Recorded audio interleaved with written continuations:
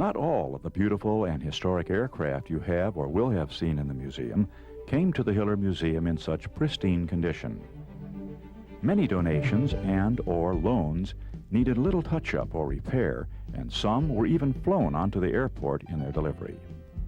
Such was the case in the gift of the beautifully and previously restored Fairchild Model 24C8C, donated by Jim Rickliffs. This display represents the more unusual case where very little, if any, restoration work is necessary. An extreme opposite case is the YO-3A, the low-altitude reconnaissance aircraft used in Vietnam and later by the FBI. In this case, the Lockheed YO-3A arrived here in this fixture with peeling paint, broken and lost instruments and parts, a cracked canopy, and even had bird nests in the instrument panels.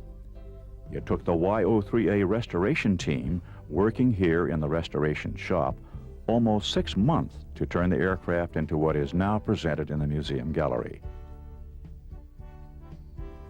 A true spectrum of restoration challenges can be seen here before you. This cutaway of the largest and most powerful radial aircraft engine ever built is being serviced and repaired prior to its return to the museum gallery. The engine developed some 3,500 horsepower and was used on a number of large freighter and transport aircraft during the 50s and 60s.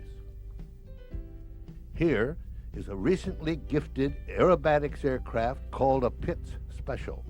This machine, a home-built single-seater, is one of the most formidable stunt aircraft in the world.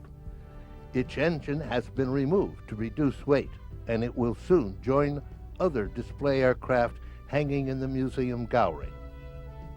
And here, workers are putting the finishing touches on a modification of a first-class airline seat for installation in the 747 airliner display, soon to be exhibited in the museum.